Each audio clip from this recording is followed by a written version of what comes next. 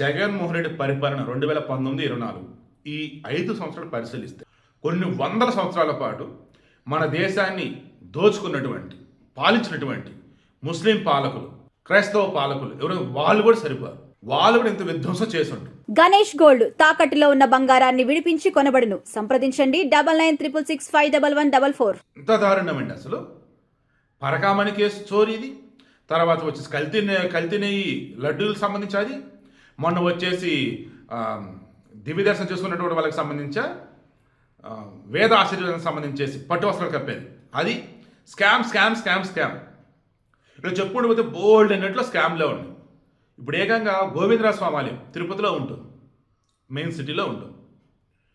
ఏకంగా 100 సంవత్సరాలు ఆ గుడికి చరిత్ర ఉంది. ఆ గుడికి కూడా తిరుమలలో గర్భగుడికి ఎలాగైతే పైన తాపడం ఉందో, బంగారం తాపడం, అలా ఈ విమాన గోపురానికి సంబంధించి కూడా తాపడం చెప్తాను అనుకున్నారు. అలా అనుకున్నప్పుడు తిరుపతి దేవస్థానం వాళ్ళు 100 కేజీలు బంగారాన్ని పంపారు. దానిని మొత్తం 9 లేయర్లుగా పైన పూత పోయాలి. బట్ కేవలం 2 లేయర్ల పూత పూసి మిగతా బంగారం అంతా నొక్కేశారు. అప్రాక్సిమేట్లీ 50 కేజీల బంగారం నొక్కేశారంట. అప్పుడు ఉన్నది ఎవరు? టీటీడీ చైర్మన్గా సుబ్బారెడ్డి, ఈవోగా ఉన్నది ధర్మారెడ్డి. వాళ్ళే మొత్తం వైఎస్ ఫ్యామిలీ బ్యాచ్, వాళ్ళు చుట్టాలే. ముఖ్యమంత్రి జగన్మోహన్ రెడ్డి. ట్విస్ట్ ఏంటంటే మెయిన్ కాంట్రాక్టర్ ఉన్నాడు చూసి అతను పక్క పెట్టి సబ్ కాంట్రాక్టర్ ద్వారా వర్క్స్ చేయించారు. మరి వాళ్ళు హిందువులా అన్ని మతస్థులు అది కూడా ఎవరికి తెలియదు. ఎందుకు?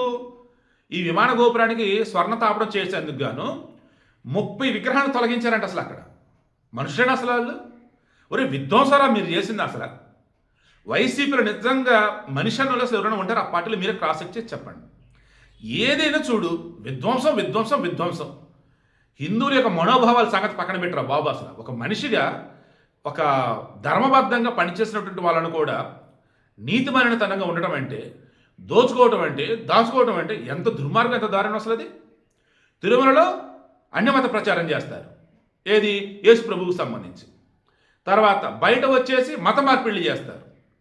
ఇలా చెప్పుకుంటూ పోతే 2019-24 మధ్య జగన్మోహన్ రెడ్డి పరిపాలన ఏమాత్రం గమనించాం. ఒక్క హిందువు కూడా వైసీపీకి ఓటాడు. మరి మనం 39% ఓట్లు వేసినట్టు వాళ్ళు మరి హిందువులు ఎవరో నాకు అర్థం కావట్లేదు. పోనీ క్రైస్తవులు ముస్లింలు వేయొచ్చు అని అంటారంటే అది కూడా అన్నాను నేను. ఈవెన్ క్రైస్తవులైనా కానీ ఎదురులు చూస్తూ ఉంటారుగా, ఎవరి మతం వాళ్ళది. నువ్వు ఒక సమూహంలో భాగంగా ఉంటూ వాడు చెప్పింది నువ్వు చేస్తా అన్నప్పుడు నువ్వేం చేయాలి? నీ మతం నువ్వు ఎలాగైతే గౌరవిస్తావు, అవతల మతం కూడా అలాగే గౌరవించాలి కదా. నీ మతం ప్రార్థన మందిరం ఏదైతే ఉందో నువ్వు దాన్ని ఎలాగైతే నీట్గా ఉంచుకుంటావో, వాళ్ళ ఆలయమో చర్చో లేదన్నప్పుడు మసీదు ఏదో అది కూడా ఉంచాలి కదా. ఏడుంచారు? ఏం చేశారు? ఎంత దారుణం, ఎంత దౌర్భాగ్యం, ఎంత దుర్మార్గం అంటే ఈరోజు విజిలెన్స్ కమిషన్ టీటీడీ వాళ్ళకి సంబంధించి విచారణ చేపట్టారు. 50 కేజీల బంగారం దొబ్బేశారు. ఈవో ధర్మారెడ్డి తెలియకుండా జరిగిందా? సుబ్బారెడ్డి తెలియకుండా జరిగిందా? టీటీడీ చైర్మన్ ఇవన్నీ పక్కన పెట్టు. 50 కేజీల బంగారం అది తాడేపల్లి ప్యాలెస్ తెలియకుండా జరిగిందా? తాడేపల్లి ప్యాలెస్కి వాటలేం పోలేదా? విచారణ తేలుతుంది. వీడికి మెయిన్ ఇంట్రెస్ట్ మీకు అర్థమవుతుందా? పాపానికి కూడా ఒక అంతు అనేది ఉంటుందిరా. ఏం పాపం రా, ఎన్ని పాపాలరా.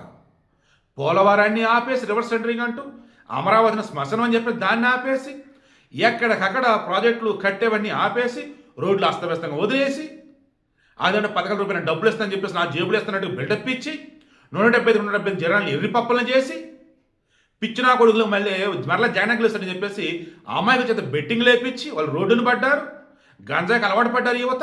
ఇలా చెప్పుకుంటూ పోతే ఎన్ని దారుణాలు, ఎన్ని అరాచకాలరా. ఒక్క 5 సంవత్సరాల పరిపాలనించినందుకు 100 ఏళ్ళ విధ్వంసం చేసి పెట్టాడు ఈ మనిషి. ఇంకా ఎవరురా వైసీపీలో ఉండేది అసలు? మీ పిల్లల బాగు కోరుకుని ఎవరైనా కానీ వైసీపీలో ఉంటారు? గుండె మీద చేసుకుని చెప్పండి. నిజంగా జగన్మోహన్ రెడ్డి పాపాలు పండిన రోజు మాకు తెలుసు. బహుశా ఒక్కసారి జైలుకి వెళ్తే బయటికి రాడు. లేదు దేవుడు ఏదో శిక్ష విధిస్తాడంటే చూద్దాం, అది కూడా చూద్దాం. అంతేగా నేను చెప్పదలుచుకుంది. ఏంటండి అసలు ఎన్ని పాపాలండి అసలు.